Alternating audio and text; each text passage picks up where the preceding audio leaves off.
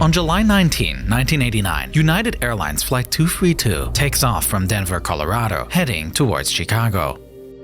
It's been nearly an hour since departure, and the plane is now flying over Iowa with a sunny, clear sky and relatively no turbulence. By all accounts, it's a routine flight with 2 very experienced pilots and 1 flight engineer in the cockpit. The plane is on autopilot and is now doing a turn towards a heading of 95 degrees. But then, suddenly, with a violent jolt, everything changes. The plane is a DC-10, and it is outfitted with 3 engines, 1 underneath each wing and a 3rd at the base of the tail fin towards the back of the plane. After hearing and feeling the explosive bang, flight engineer Dudley Dvorak reports that it is the rear engine that has failed. Co-pilot William Records takes control of the plane, as Captain Alfred Haynes begins an engine shutdown checklist. Though it is alarming to lose an engine mid-flight, it isn't the worst-case scenario. The DC-10 is designed to still be able to fly even if only 2 engines are operational. And so, the crew is able to cut off power to the damaged engine and turn their attention to steadying the plane back out. But this is when they realize just how bad the situation actually is. Because even though the plane is able to continue flying, Co-pilot Records reports that none of the controls are working. Captain Haynes attempts to manipulate the controls as well and confirms that nothing seems to be functional. While the 2 pilots continue flying to see why the plane isn't responding to the controls, flight engineer Dvorak comes up with their answer. The plane has lost all hydraulic fluid. Hydraulic fluid is needed for nearly every control output on the plane. For example, in order to make a plane bank to the left, a pilot will turn the control column to the left, causing the left aileron to move up and the right aileron to move down. The hydraulic fluid is a pressurized liquid that allows these ailerons to move up and down once the control column is moved. If there's no fluid, there's no pressure that forces this movement, no matter how hard the control column is turned left or right. Now, because hydraulic pressure is so vital to flying a plane, there are actually 3 separate hydraulic lines that run through a DC-10. These hydraulic systems are independent from one another, so that if one should fail, there are 2 others that can continue providing hydraulic power. There is no procedure to follow should all 3 fail, because the likelihood of this happening was thought to be 1 in a billion, virtually impossible. And with no hydraulic fluid left, the plane begins banking to the right. If this continues, the plane is in danger of fully rolling over, a situation that there's no recovering from. Flight 232 will crash.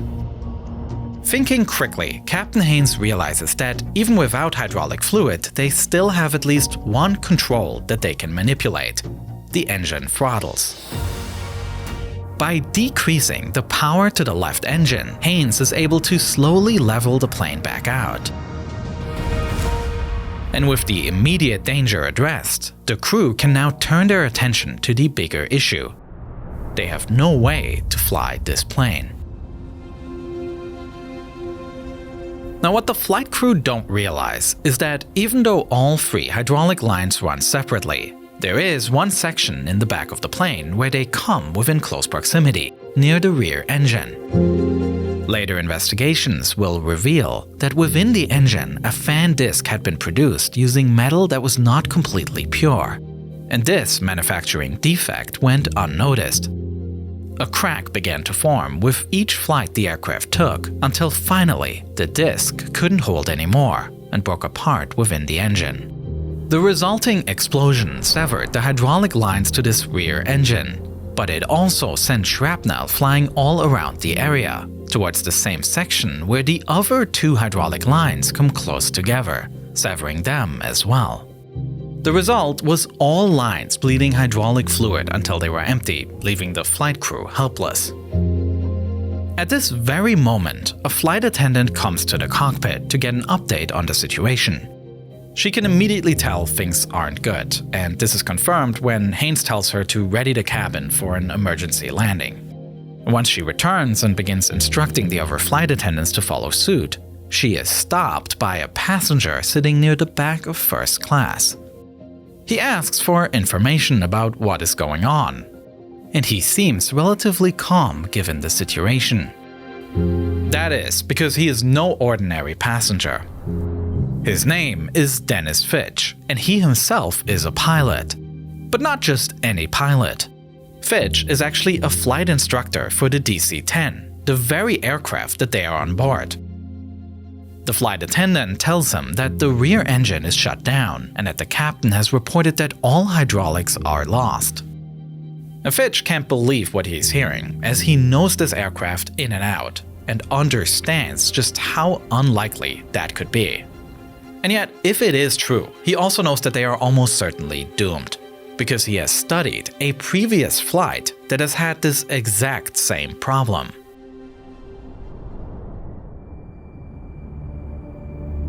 Just 4 years before United Flight 232 departed on its fated flight, Japan Airlines Flight 123 takes off from Tokyo, en route to Osaka. It'll be a short flight, about 1 hour, but nonetheless, the journey will be made on a Boeing 747. These aircraft are known for their large size and are more typically used for long-distance flights.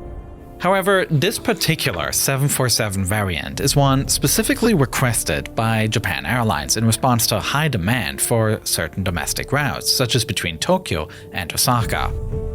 With this model, fuel capacity is reduced in exchange for strengthening the structure of the aircraft to accommodate more frequent takeoffs and landings.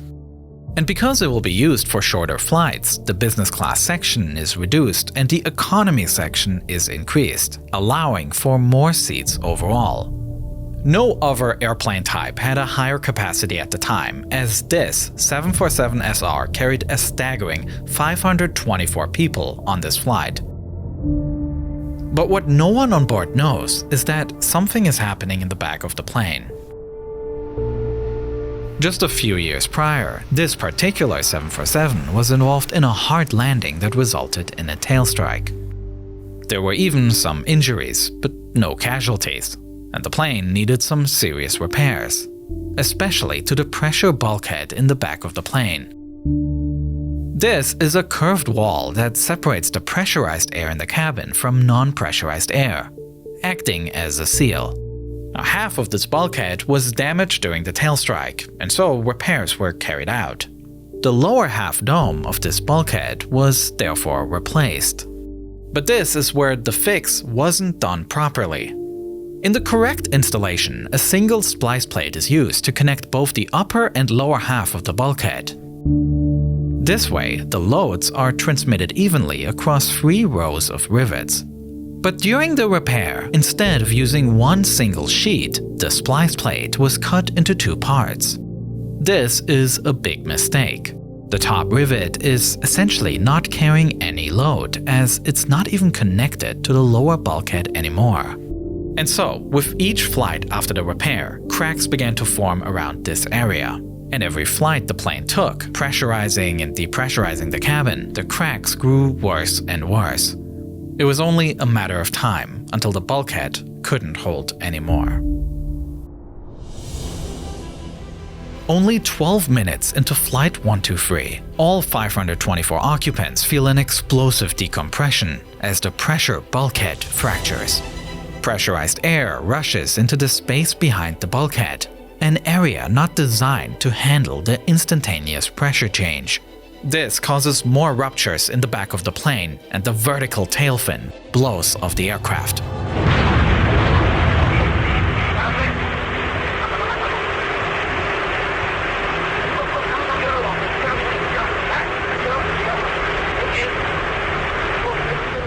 The explosion is so sudden that everything takes place in less than half a second, and oxygen masks drop as the cabin becomes depressurized.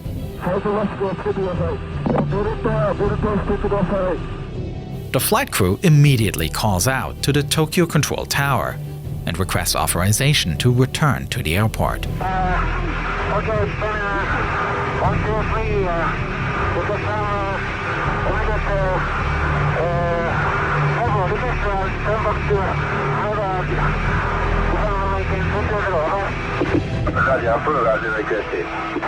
Permission is granted, though now the crew realizes a problem. Because just like United Flight 232, all hydraulic lines have been severed in the explosion caused by shrapnel flying out in the section where the lines come close together. The plane has become unflyable.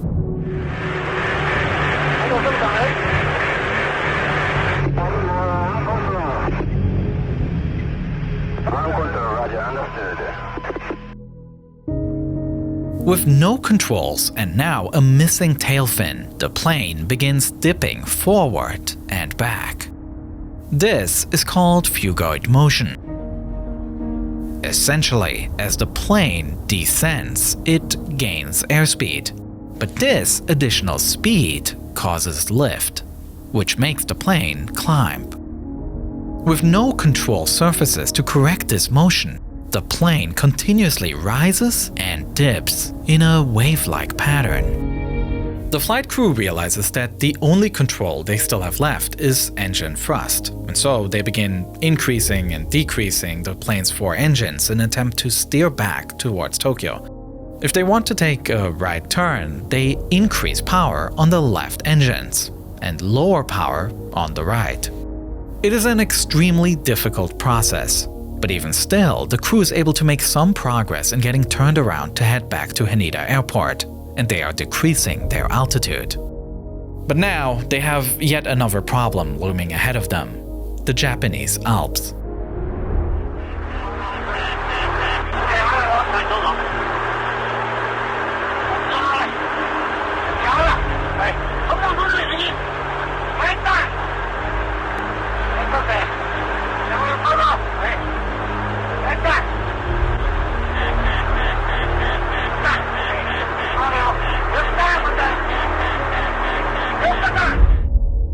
With little ability to control the plane, the crew do all they can to avoid the mountains.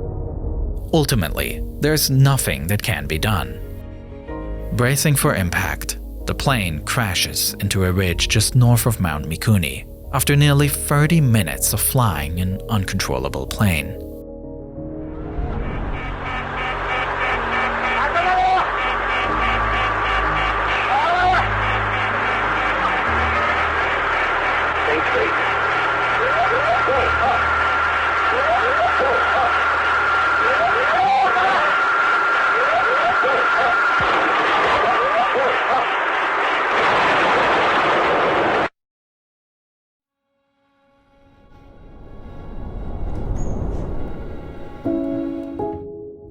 Rescuers immediately dispatch to the area, but the situation is dire. The 747 crashed high in the mountains, far past the point any road or path would reach, and with the sun taking away the last bit of daylight, it is virtually impossible to land a helicopter near the crash site. After flying over the burning debris, rescuers believe it is impossible that anyone could have survived. Nearly 14 hours after the crash, with the rising sun, rescuers finally reach the crash site, and here they discover a miracle: movement. They find a woman alive, though severely injured. Now seeing there is hope, the search is energized, and they find a child stuck in a tree. Searching more, they also find a mother and her daughter alive, trapped under debris. Though miraculous that 4 people have survived, it is coupled with the devastating realization that all 520 other occupants of Flight 123 have perished. And even more tragic is that doctors would later determine that more could have survived if rescuers had reached the crash site sooner. And with so many casualties, this crash becomes the deadliest one involving a single plane in history, even until this day. Back on board United Flight 232, just 4 years later, flight instructor Danny Fitch is more aware of this than any other passenger. Knowing that the Japan Airlines flight faced the same issue of losing all hydraulics, Fitch decides to offer his assistance to the flight crew, help that Captain Haynes readily accepts. Very low, elevator hard, rudder.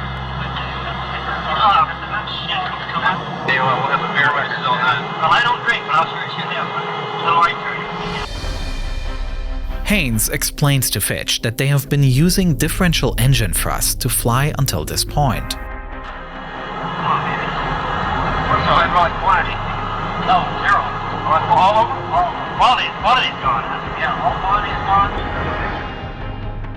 And Captain Haynes instructs Fitch to take over so that he and co-pilot Records can focus on other potential methods to get the plane safely to the ground. Tell me what you want, I'll help you. Right, code 1, put 2 up. And so Fitch stands between the two pilots, a throttle in each hand, increasing and decreasing each based on visual cues and commands from Captain Haynes.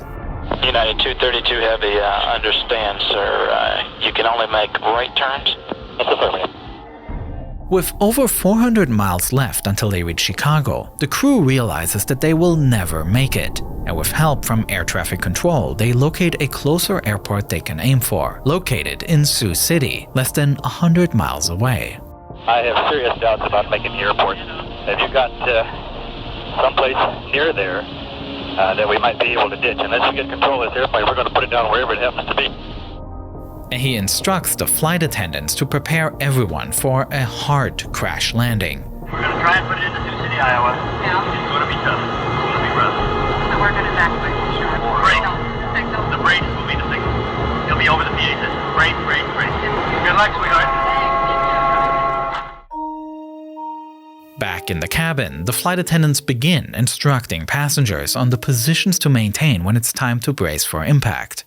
And as they look around, they are hit with the startling realization of just how many children are on board. As luck would have it, today is Children's Day, a promotion from United where children can fly for only a penny. There are 52 minors on Flight 232, and many of them are traveling alone.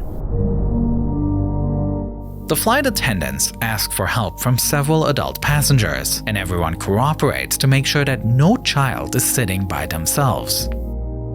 Next, they turn to the 4 children who were young enough to travel without a seat, those under 2 years old. The crew has no choice but to continue following procedure and have their parents place their children on the floor in front of them and surround the children with pillows and hope for the best. United 232 Heavy, you're going to have to widen out just slightly to your left, sir, to make the turn to final, and also I'll take you away from the city. Whatever you do, keep us away from the city. Back in the cockpit, the flight crew is steadily making way towards Sioux City. But the plane keeps pulling to the right. And so, deciding it would be best not to fight it, they corkscrew their way forward, with help from ATC providing directions and heading information. They also begin dumping as much fuel as they can, trying to decrease their weight before landing.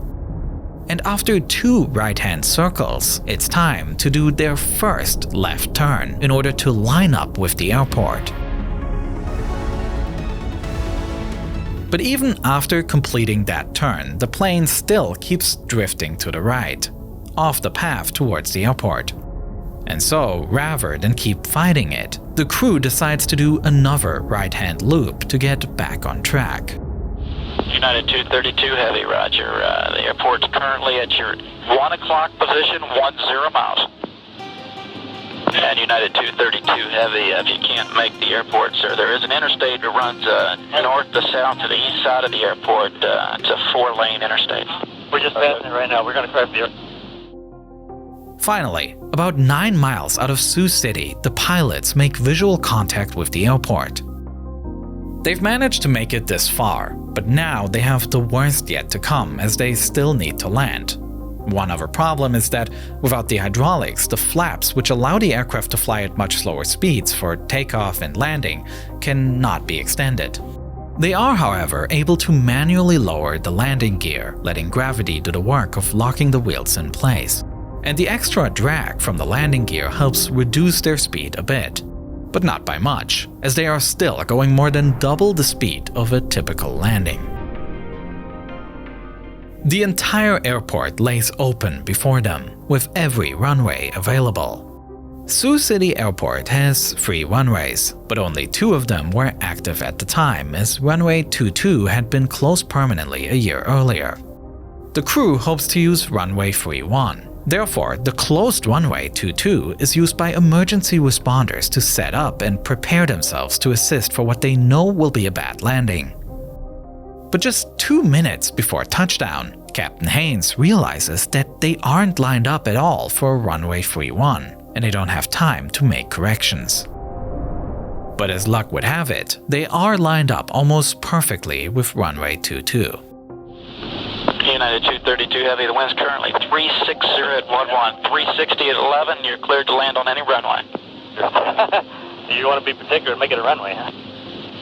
010 at 11, and there is a runway that's closed, sir, that could probably work too. It runs northeast to southwest. Pretty well lined up on this one, or I think we will be. Immediately, responders rush to clear the closed runway and make way for the plane. Yeah, that's a closed runway. That'll work, sir. We're getting the equipment off the runway, and they'll line up for that one. How long is it? At the end of the runway, it's just a wide open field, sir, so the length won't be a problem. And with nothing left they can do, everyone straps in, and Captain Haynes calls out to the passengers to brace themselves.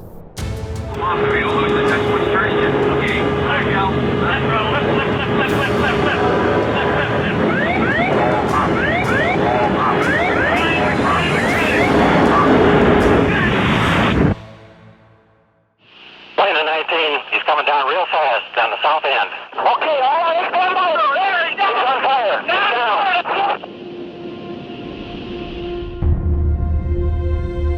Unfortunately, despite the crew's best efforts, the uncontrollable plane finally gets the best of them. Just above the ground, the plane dips sharply to the right, and the right wing strikes the ground. The plane immediately begins breaking apart and ignites in a fireball as the wreckage continues skidding down the runway and into nearby cornfields. Emergency responders rush to the scene, and everyone fears it'll be just like Japan Airlines all over again. And yet, as they approach, passengers begin streaming out of the wreckage. Responders begin evacuating and attending to any survivors they can find, and survivors themselves also assist each other. One man escapes the burning wreckage only to hear a baby crying from somewhere in the plane. Risking his own life, he goes back in and finds a baby which somehow during the impact became trapped in an overhead bin. He is able to escape with the child, reuniting her back with her mother. And outside, responders also attempt to locate the cockpit, which broke apart during the impact. It takes them 40 minutes, but finally they discover its broken and charred remains after seeing Flight Engineer Drojak waving his arms from the wreckage.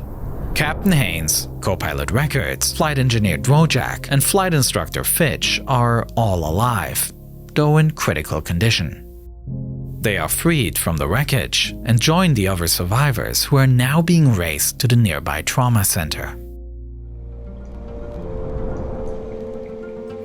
By the end of the rescue efforts, it's a bitter moment. 113 people perished after the crash, including 11 children. It is a situation that no one should have walked away from, a crash that seemed impossible to survive. And yet, 183 people made it. A combination of skill from the crew, good communication, and a little bit of luck meant that more than half of Flight 232 lived to see another day. Now, both these crashes unfolded under completely different circumstances. The United flight lost its hydraulics over one of the flattest parts of the United States, while Japan Airlines found itself over mountainous terrain. They were flying different aircraft with vastly different mass and control characteristics. And crucially, Japan Airlines had lost its vertical stabilizer, a failure that made a controlled landing physically impossible. And the fact that the crew managed to keep the aircraft in the air for over half an hour is nothing short of extraordinary.